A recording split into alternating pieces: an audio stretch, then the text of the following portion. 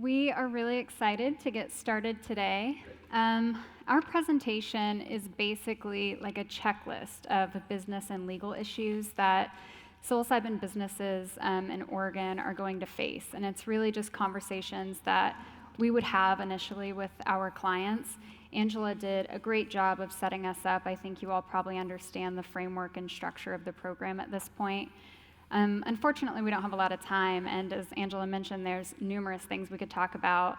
We're not going to have a chance to dive really deeply into any one particular topic today, but just know that these are things that should be on the forefronts of your mind. And as Corinne said earlier, if you see one of us roaming the halls over the next 4 days and you have a question, feel free to flag us at any moment. We'd be happy to answer any questions you have because there's a lot to unpack here. So the first topic that we're going to talk about today are federal issues. And Dave, go ahead. Okay, hello everybody. I'm going to get into, before I get into the federal issues, I want to sort of have a disclaimer here. Sometimes, I mention cannabis a lot when I'm talking with clients and other folks. And sometimes folks in the psychedelics industry roll their eyes and say, well, we're not cannabis. And so I totally get it.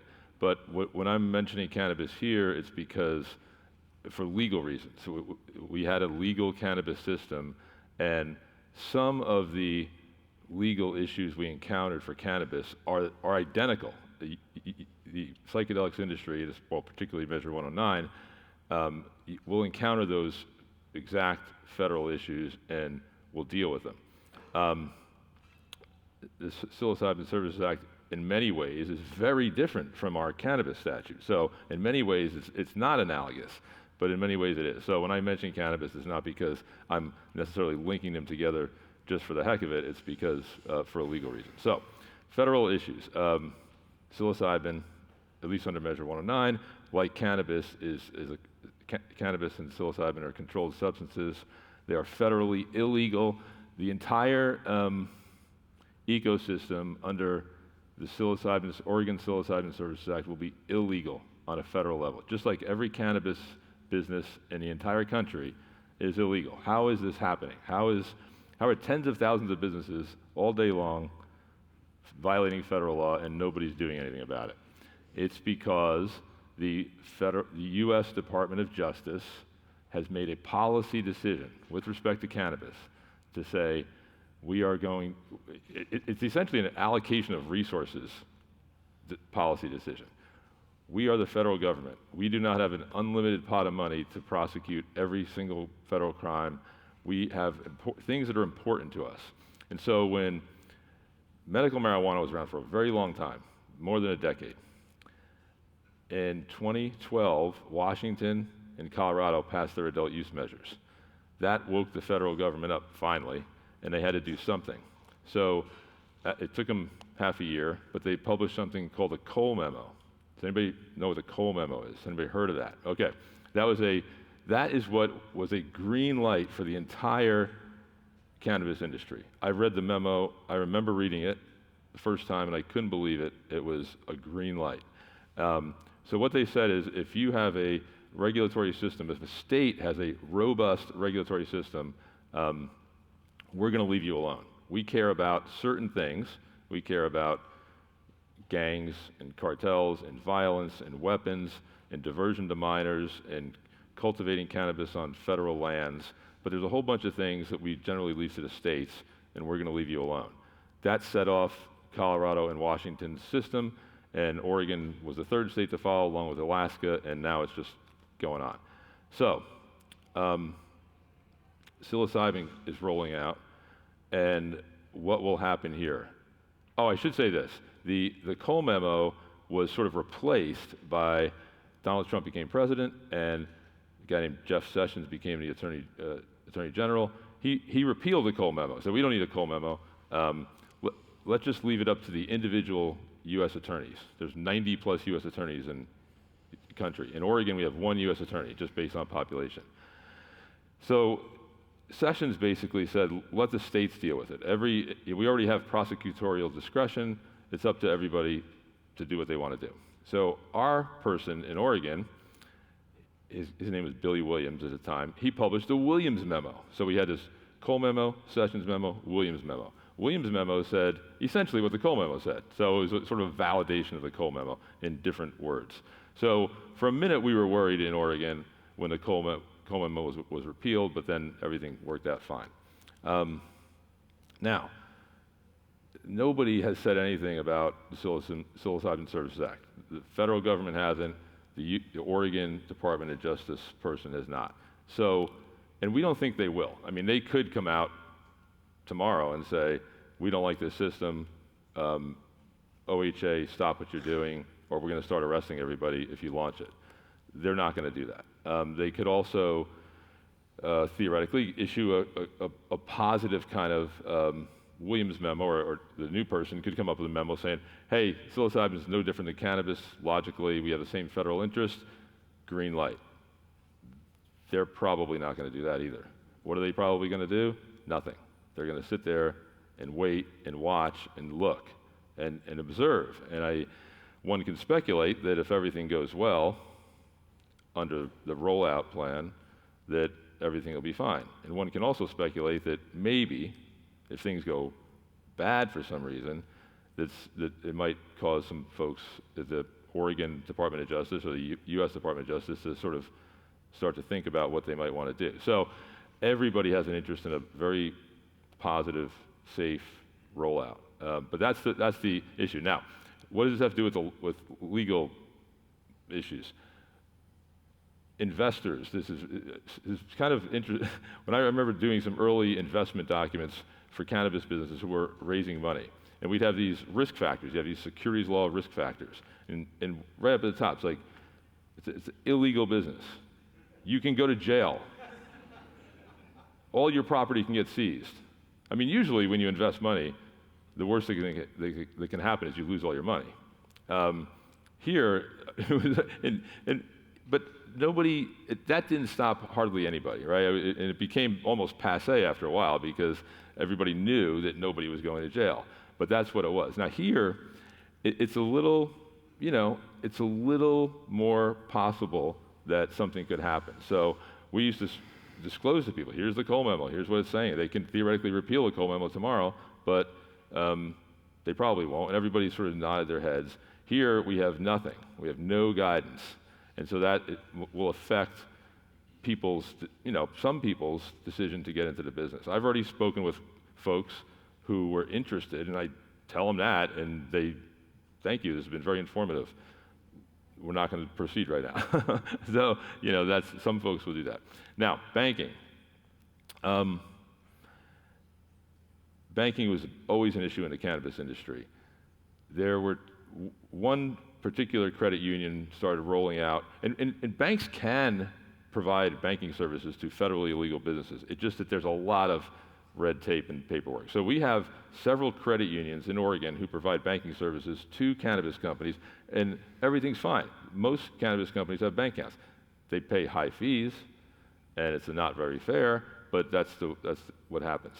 Now, the only reason those credit unions opened up to do this, they felt because they had the Cole memo. They felt like there was some federal guidance, and so it was sort of an interplay there. And so I think banking is going to be, it's going to be an issue for sure, but I think that I'm predicting that there won't be any banks right off the bat because there won't be any federal guidance. And so, so that's an issue. And you can imagine trying to run a business without banking, trying to do payroll and just conduct day-to-day operations. Now, there are, we'll get into this in a second, I'm predicting that most psilocybin operations will have multiple entities. In the early cannabis days, I'd get up there on a whiteboard and draw circles and arrows, and we'd have 5 or 6 different entities, and everybody's interplaying with each other. And there are ways to sort of deal with some of these banking issues, but banking is a big issue. And I think people will buy safes, and you'll have a safe in your office, and there'll be cash there. So that's coming down the pike. Any other federal fallout, KACI? Yeah. Yes, there is. Okay, so psilocybin businesses won't be able to utilize to their benefit a lot of federal statutes. One example of that is federal trademarks.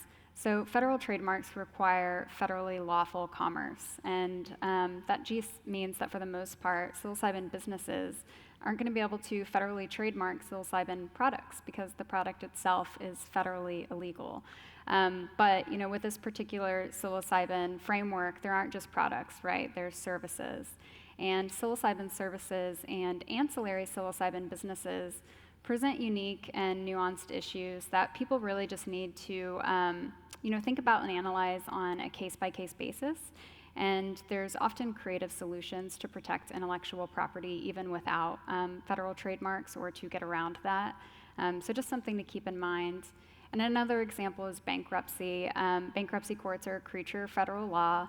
That means that they're just another example of a federal statute that psilocybin businesses won't be able to utilize. Historically, bankruptcy courts have prevented cannabis companies from protection under the US bankruptcy code, and so we have to assume the same is going to be true for psilocybin here. And unfortunately, that just means that financially distressed businesses will have to rely on state law bankruptcy alternatives if they're experiencing liquidation. And then, a while back, we were getting a lot of inquiries about DEA registrations and whether people who held DEA registrations for federally approved controlled substances could be jeopardized by virtue of owning or operating a psilocybin business in Oregon. And the answer is theoretically yes. And it really is just an illustrative example of a much larger issue. If individuals or businesses have some sort of connection or link to the federal government, then there's a possibility that they're at risk of some sort of federal intervention for participating in federally illegal activities in Oregon. And so that's really a personal risk assessment that people need to take into account and consider for themselves. So something to be aware of. And our next slide. Okay, my favorite federal consequence. I'm joking. This is the worst. This is the worst federal consequence. Does anyone know what 280E is? Does anyone generally know what it is? Okay. It's an Internal Revenue Code provision. It's a federal statute. So it says that if a trade or business is trafficking in a controlled substance, you cannot take any business deductions. Okay, imagine that. Now, there's a constitutional thing that says, that allows you to adjust your gross income downwards based on your cost of goods sold. Cost of goods sold is an accounting and tax term. So basically, you can analogize it to you can deduct your cost of goods sold, okay? Now, what are costs of goods sold? Costs of goods sold are your direct expenses incurred in manufacturing or acquiring your inventory. So it's an inventory-based concept. So, for example, a cannabis grower, producer who's cultivating cannabis, is trafficking in a controlled substance. They can deduct all of the expenses to grow their plants and to sell to create their inventory. So that's a lot of stuff. That's all of your supplies, your equipment, your utilities, your labor involved in growing, and it's not that bad.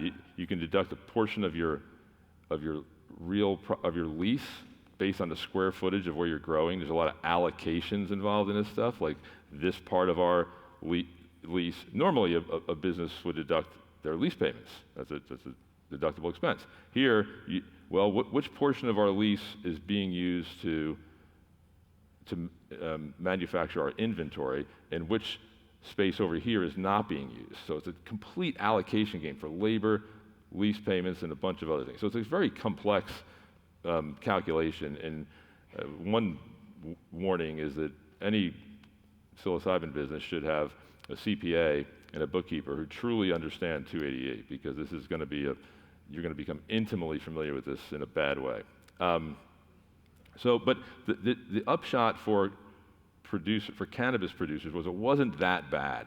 In the grand scheme of things, they were deducting 75, 85% of their expenses. You cannot deduct administrative overhead, and you cannot deduct sales and marketing. Sales and marketing is a big one.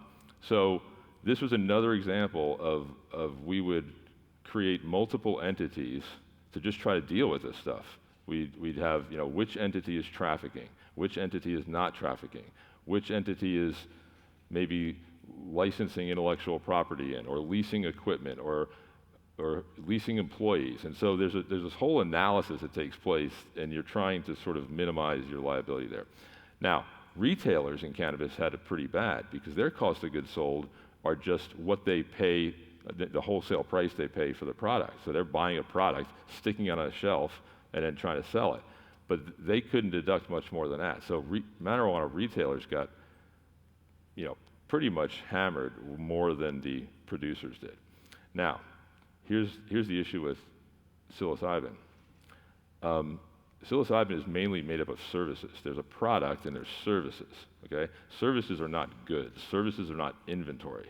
So I'm thinking from a service center standpoint, what are their costs? What would a service center's cost of goods be? It would be the price they pay, the wholesale price they pay for the psilocybin product, which is probably going to be a pretty small portion of the overall cost of a client. So you have all these revenues coming in. What's your expenses? Well, you're compensating the facilitators who are going to sit there for hours and hours prepping a client, administering during the sessions.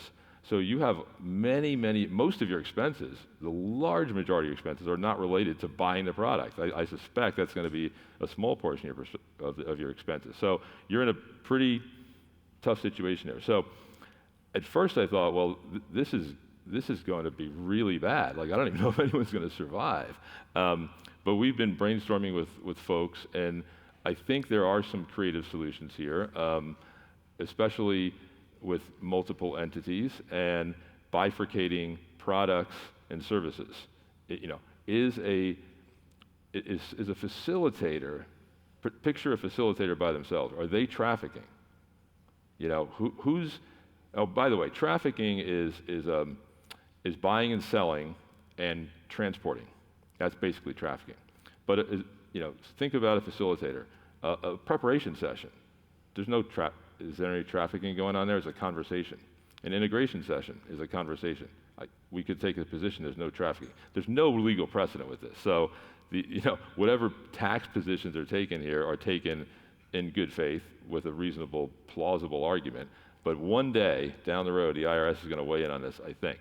Now, administration session, big part of the program. The client is going to purchase a psilocybin product and consume a psilocybin product. But that too, I think, is largely going to be a small portion of the administration session, right? That happens in the beginning. How long does that take?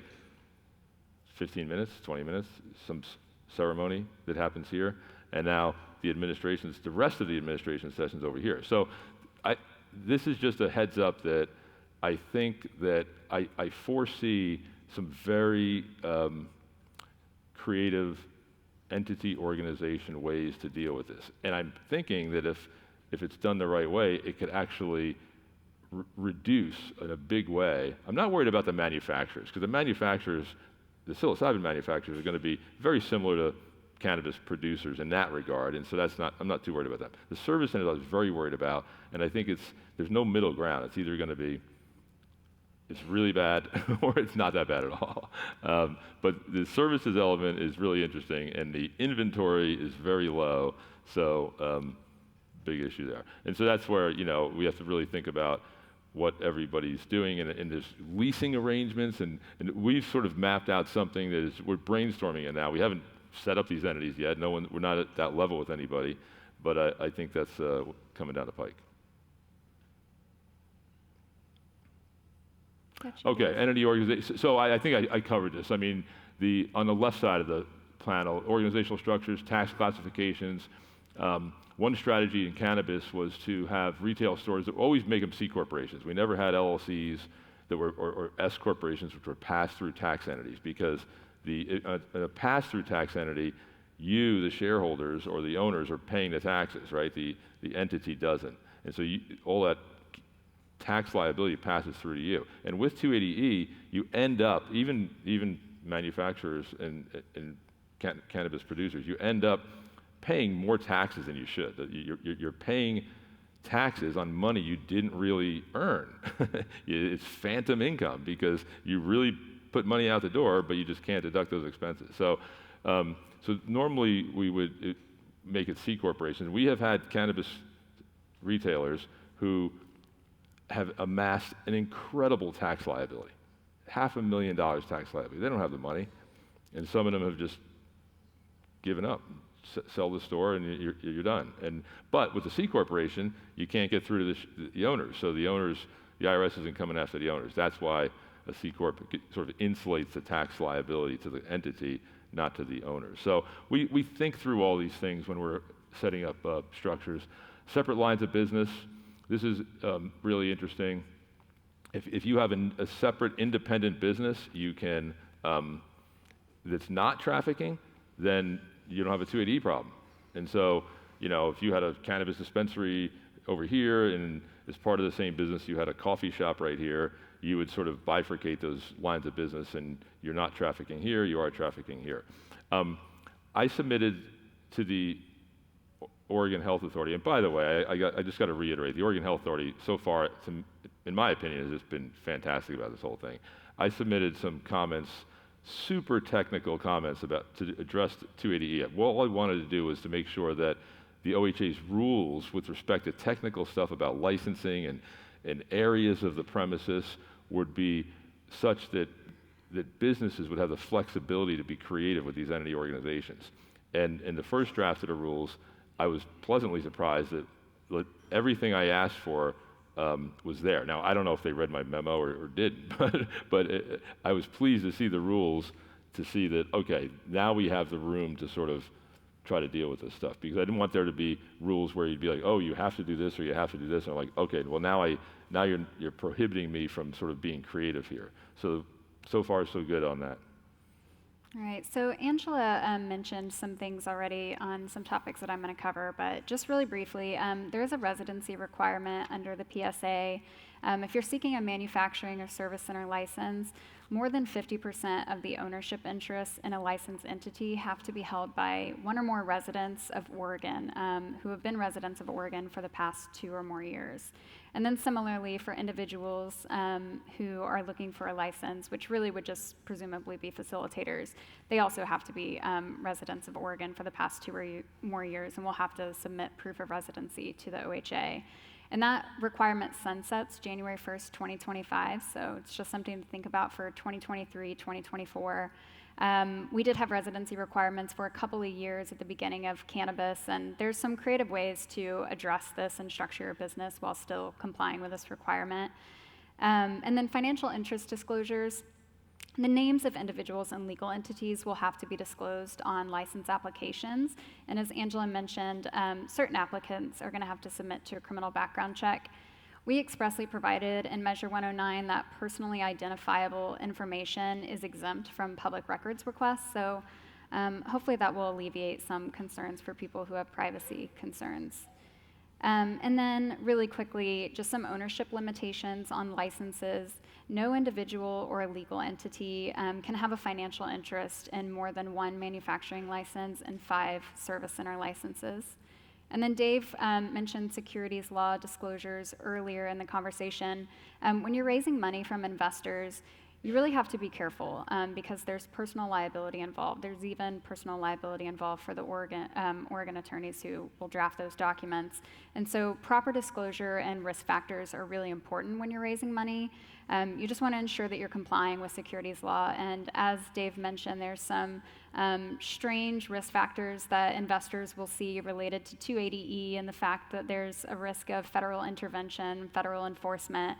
And if they haven't previously invested in a federally illegal business, it might scare them away a little bit, but hopefully not. And so we'll move on to the next slide, Psilocybin Services. And I'm going to cover this slide. So I'm just going to talk, really briefly about just some of the issues related to actually providing psilocybin services in Oregon. So scope of practice. The OHA and the current draft rules have prohibited facilitators from engaging in conduct that requires an additional professional license and from exercising the privileges of any professional license that they hold in another field while they're providing psilocybin services. And this aligns with the non-medical nature of the Act, and it also solves a lot of legal concerns that we had regarding the merging of professions, which would have had some downstream effects on liability and insurance. The upshot is that no one can practice medicine or psychotherapy while they're providing psilocybin services, so just keep in mind that you have to do that outside of the scope of psilocybin services. And there's a lot of documents that facilitators will have to give to clients during the preparation session. One of those is a client information form. This was structured by the OHA in its rules in a way that doesn't require the facilitator to kind of, go over the line of practicing medicine or psychotherapy while they're getting information from the client. And again, it aligns with the non-medical nature of the Act. There's these mandatory yes-no questions that kind of direct a facilitator what to do depending on the client's response. And then there's optional narrative questions where the client can volunteer but is not required to give additional personal information about their medical history, family history, mental health history, things like that. And something that facilitators and service centers should keep in mind to help protect themselves is entering into releases from liability with their clients. These should be given to clients as part of the overall contract during a preparation session.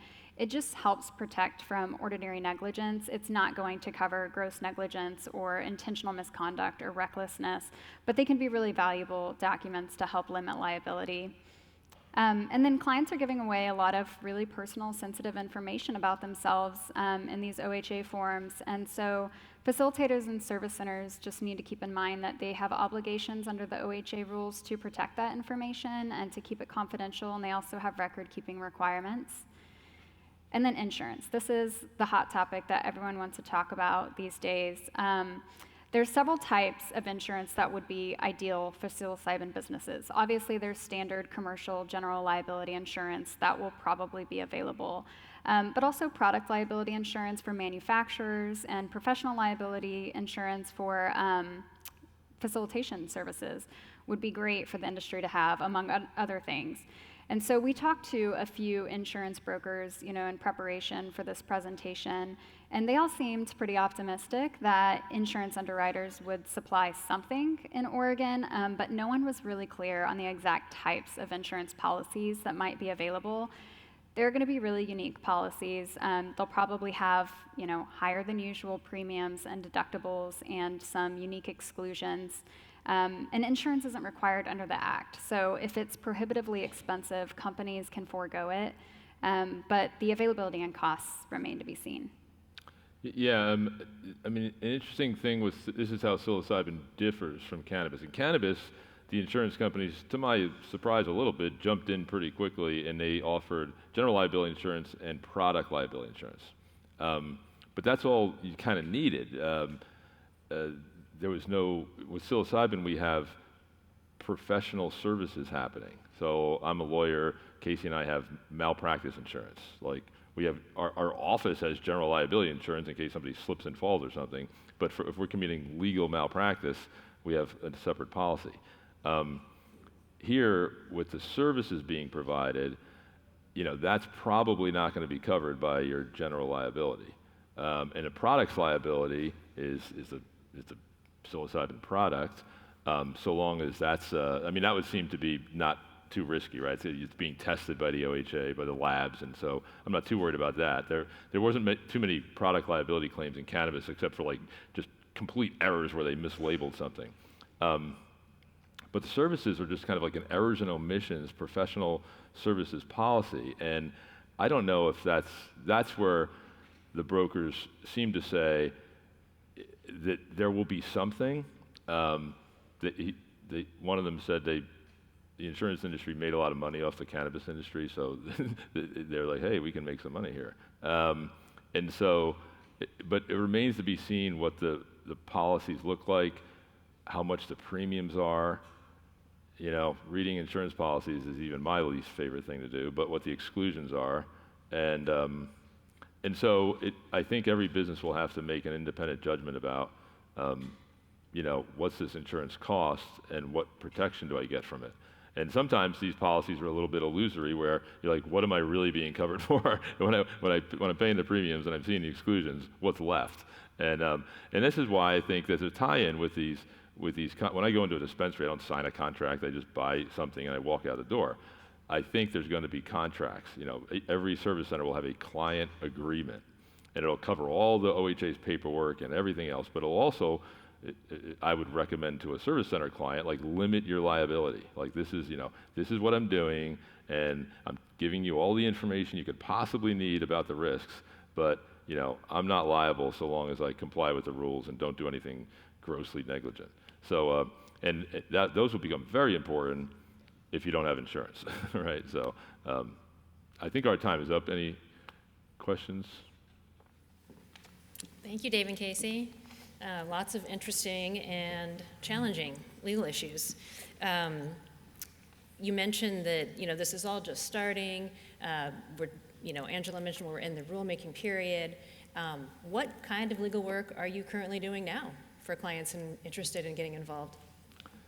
I'm referring a lot of land use matters to you, but right now there's a lot of folks are just asking questions. I mean, we have a lot of preliminary conversations, and we're going through some of the stuff I've talked about. And folks, with the opt-outs thing that was going on, I think there's a lot of folks who are like intending to go in the industry, but it's sort of we're in a period now where applications are going to start to be available in January. So I think in the fourth quarter here of the year, I suspect we'll get to some real organizational work, some real financing, and some real property acquisitions and leases, and we'll get down to all that stuff. Right now, it's a lot of sort of like just getting everybody's heads wrapped around everything. We do have folks, and by the way, you need a piece of property and a landlord's consent to get an application, to get a license. So you got to land on some property. So there's creative ways to sort of do leases. A lot of cannabis companies didn't want to pay exorbitant rents to landlords, and so they just bought their own properties, as part of the investment. But we highly advise everyone, like, as almost step one, like, figure out where you might want to be, and then have Corinne, our land use colleague, do an analysis, because it's not just an opt-out analysis, it is a zoning analysis, and it's a building classification analysis, and land use is very technical and weird to me as a business lawyer, but there's a lot of things to make sure that this property that you're going to be signing a contract on or buying is in fact, you can use it for its intended purpose here. So that's kind of the first step. We are talking with folks about entity organizations, and we've formed a few entities. We haven't done any client agreements yet, so we're sort of in the beginning startup phase of things, but that is usually, what's going on with the rules. Let's maybe form an entity or two and map out a structure, and let's sort of help you find a property. Thanks, Dave. Yeah, so you mentioned about property, and Angela also mentioned this as well. You mentioned the opt-out possibility, right? So there are a number of local governments who have referred measures to the November election, which will determine whether or not that local government opts out of this psilocybin program. At the same time, though, Angela did mention these TPM regulations, the time, place, and manner regulations. Those are actually happening right now, even for local governments who have opt-out measures in their November ballot. They realize that they can't wait until November. They can't wait to see what happens in November before making regulations. So for example, if their opt-out measure fails in November, they need to have those time, place, and manner regulations in place prior to the end of the year in order for psilocybin businesses to know where they can be zoned and what restrictions there may be in their operation starting in January 2023. So there are a number of local governments currently who have planning commission work sessions started to talk about zoning and time, place, and manner regulations. There will be public hearings by those planning commissions Later this year, the Planning Commission will then make a recommendation to the Board of County Commissioners or the City Councils, and then those governing bodies will make a final decision prior to the end of the year. Unless, of course, they found out in November that the opt-out measure was successful, and they already know that those businesses will be prohibited within their jurisdiction. And on the opt-outs, there's cities and there's counties, and there's, the county vote will depend on the unincorporated portions of a county. So for example, there's a county called Jackson County.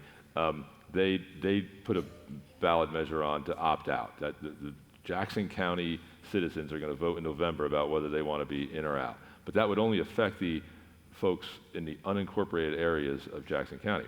There's certain cities, incorporated cities, in Jackson County, like Medford and Ashland, that did not do that. So they were okay with psilocybin, and they did not put a measure. So right now, you have these little safe havens within Jackson County. You have certain counties, like Multnomah County, where nobody did anything. So Multnomah County, and every city in Multnomah County is fine. You have other counties, like where the county was okay. Yamhill County was. They said, we're not going to do anything. We're okay with this.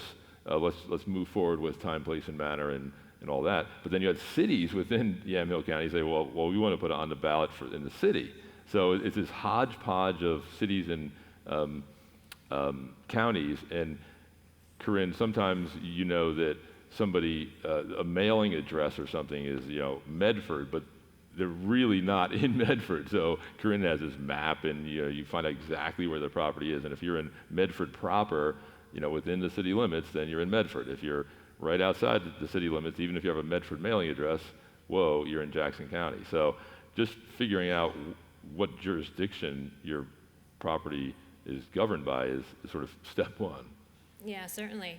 You've mentioned and you've covered sort of so many issues, from the property issue to the tax issue. In your mind, and reading over the rules, both of you, Dave and KACI, in your mind, what do you think is the most challenging aspect of this psilocybin program for new businesses? I think one of the most challenging aspects is the fact that this has never been done before, and we're all, trying to work together collectively, as everyone has said today, to build an ecosystem that is successful and sustainable and serves the needs of everyone that it's meant to serve. And there's a lot of variables that go into that. We don't have a full picture of everything yet. We don't know how many licensees there will be, how many facilitators, if service centers in Oregon are going to be primarily dominated by wellness-based retreat models, or whether we're going to have a plethora of small businesses offering more clinical environment settings, or something new entirely. So there's a lot to be seen, and I think a lot of people are really excited for the prospects. I know I am, and really looking forward to just working collectively together to build this thing. And so it's a challenge because there's just no precedent to look at, right? In the cannabis industry, that's from an industry perspective. From the cannabis industry, before our adult use measure rolled out, we had medical marijuana for a decade. And so you had this huge infrastructure of businesses, medical marijuana businesses, that were going to, most of them, morph into adult use. And so you had a picture of the market. We have an underground market, but it's not as visible as the medical marijuana market was, and it's not as voluminous. And so it's a little bit, and I think the jump from the underground psilocybin market to the OHA regulated market is a little bit of a bigger jump than it was from medical marijuana to adult use marijuana, which was kind of practically a foregone conclusion. From a legal perspective, I think it's the services element of the Psilocybin Services Act, which create more legal issues. That's what makes it legally unique. And then, of course, you don't have any federal guidance. That's not really a legal issue per se. It's more of just a risk issue. But those are, to me, like the services element of it, and all that comes along with it, plus the federal uncertainty, is are the big distinguishing factors from cannabis, and to me, legally, the most challenging. Yeah. So I mean, for those people who are not deterred and who are passionate about this, certainly for sure want to get involved. One of the questions that I hear often is, how big is the benefit of being first to market? Is it better to be first to market, or is it better to wait and see as some of these issues may play out, as maybe there might be a Cole memo, maybe some banks will open up, maybe some insurance will open up. Do you have thoughts on whether or not the first to market is the better way to go, or the wait and see approach? Well, I have a thought that I'm a lawyer only, and I'm not a business advisor. So this is where I usually say, that's not my bailiwick. Like I will, if you move forward with this, I'm going to tell you the legal risks, and if you are going to raise money, I want to make sure that your investors come in with your eyes open. And I mean, what you don't want in that respect is someone to say, well, geez, after the business goes down, which happened to cannabis businesses, with the investors, well, geez, I wouldn't have invested if you told me that. Like, but you defrauded me. Like, that's what nobody wants. I have risk. You all have risk. All the promoters have risk. That's personal liability. So my job, if anybody's raising any money, is to make sure that everybody goes into it with their eyes open. So if I say, well, the market's uncertain. The entire market is uncertain. It doesn't exist. It's going to pop up overnight. So we've had clients or folks saying, I want to get my application in on January 2nd. I want to stake out a place and be there. And that is a business decision. Other folks might say, well, let me sit back and wait and see what happens. Now, with the folks who sit back, are they going to lose? Are they going to lose an opportunity, or are they going to be smart? Who knows? I don't know. That's not my thing. So I think I try to sort of stay in my lane when I'm talking with clients, and it sounds like I'm punting and avoiding an issue, but I've gotten comfortable with that. It's like, this is your business. I'm here to help you. There you go.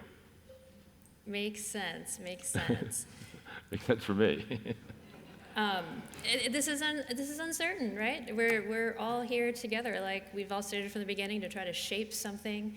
And as KACI mentioned, I mean, it's never been done before. So thank you to both of you for your legal insights and sharing with us a little bit about how to operate a business. And we'll be around, like I said, so thank you.